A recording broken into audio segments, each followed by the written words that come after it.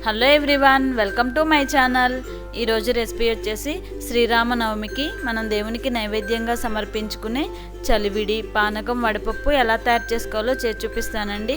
చక్కగా ఈ పానకం వడపప్పు చలివిడిని తయారు చేసుకొని నవమి రోజు మీరు దేవునికి నైవేద్యంగా సమర్పించండి. ముందుగా మీ అందరికీ శ్రీరామనవమి శుభాకాంక్షలు. ఇవి 3 కూడా 1 by 1 ఎలా తయారు చేసుకోవాలో నేను క్లియర్గా ఎక్స్ప్లెయిన్ చేస్తానండి.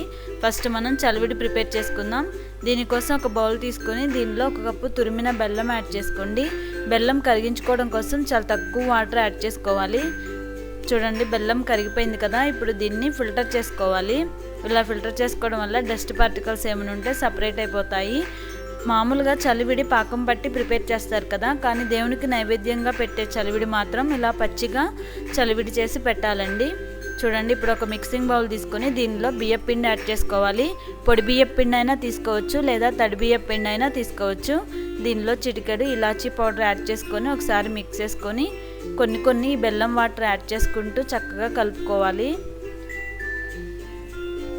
ఒకేసారి యాడ్ చేసామనుకోండి లూజ్ అయిపోవచ్చు. కాబట్టి బెల్లం కరిగించుకునేటప్పుడు కూడా మనం చాలా తక్కువ వాటర్ యాడ్ చేసుకొని కరిగించుకున్నట్లయితే స్వీట్నెస్ అనేది తక్కువ కాకుండా ఉంటుంది. చూడండి, ఇప్పుడు అవసరాన్ని బట్టి కొన్ని వాటర్ యాడ్ చేసుకుంటూ చక్కగా మెత్తగా చపాతీ ముద్దలాగా, అంటే చపాతీ ముద్ద అంతా గట్టిగా కాకుండా చలివిడిలాగా చక్కగా ఈ విధంగా కలుపుకోవాలి. చూడండి, మనకి చలివిడి రెడీ అయిపోయింది కదా. దీన్ని వేరొక బౌల్లో తీసుకొని దీనిపైన నేను ఒక బాదం పప్పుతో ఇలా గార్నిష్ చేస్తున్నాను. చూడండి, మనకి చలివిడి రెడీ అయిపోయింది. దీన్ని పక్కన పెట్టేసుకోవాలి. ఇప్పుడు నెక్స్ట్ వడపప్పు తయారు చేసుకుందాం. వడపప్పు కోసం 1 కప్పు పెసరపప్పుని కనీసం 2 గంటల సేపు నానపెట్టుకోవాలండి. అలా నానపెట్టుకున్నప్పుడు ఇవి డబుల్ అయిపోతాయి. చూడండి, ఇలా నేను ముందు నానపెట్టేశాను. ఇలా నానిన తర్వాత 2 సార్లుగా శుభ్రంగా వాష్ చేసుకుని వీటిని వాటర్ ఏమీ రాకుండా చక్కగా వేరొక బౌల్లోకి తీసేసుకోవాలి. దీనిలో పచ్చి కొబ్బరి ముక్కలు అలాగే అరటిపండు ముక్కలు యాడ్ చేసుకొని ఇలా బెల్లం ముక్కలు యాడ్ చేసుకొని మిక్స్ చేసుకొని దేవునికి నైవేద్యంగా పెట్టచ్చు, లేదా ఇలా చిన్న బెల్లం ముక్కతో కూడా నైవేద్యంగా పెట్టచ్చు. ఇప్పుడు నెక్స్ట్ మనం పానకం ప్రిపేర్ చేసుకుందాం. దీనికోసం 1 కప్పు తురిమిన బెల్లాన్ని ఒక గిన్నెలో యాడ్ చేసుకొని కొన్ని వాటర్ యాడ్ చేసుకొని బెల్లాన్ని కరిగించుకోవాలి. చూడండి, బెల్లం కరిగిపోయిన తర్వాత వేరొక గిన్నెలోకి ఫిల్టర్ చేసుకోవాలి. ఇలాగా బెల్లం వాటర్ని ఫిల్టర్ చేసుకోవడం వల్ల బెల్లంలో ఏమైనా డస్ట్ పార్టికల్స్ ఉంటాయి కదా, అవన్నీ సపరేట్ అవుతాయి, నీట్గా ప్యూర్గా ఉంటుంది.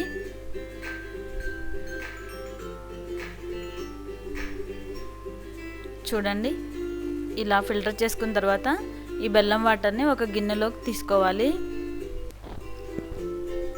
ఇప్పుడు దీనిలో ఇలాచీ పౌడర్ యాడ్ చేసుకోవాలండి. 1/4 టీ స్పూన్ ఇలాచీ పౌడర్, అలాగే 1/4 టీ స్పూన్ మిరియాల పౌడర్ యాడ్ చేసుకోవాలి.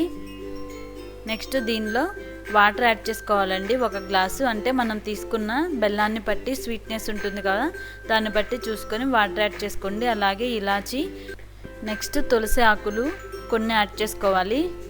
దీనిలో నేను గులాబీ రేకులు కూడా యాడ్ చేస్తున్నానండి, రోజ్ పెటల్స్.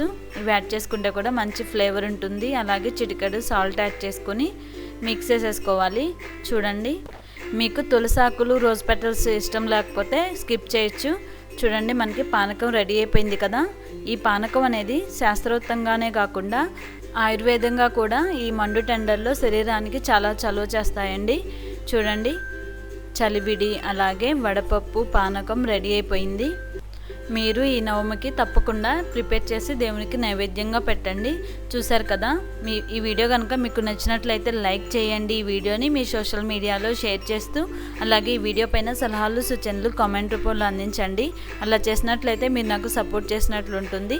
మరిన్ని వెరైటీ రెసిపీస్ కోసం మా ఛానల్ని సబ్స్క్రైబ్ చేయండి. Thank you for watching. Thank you.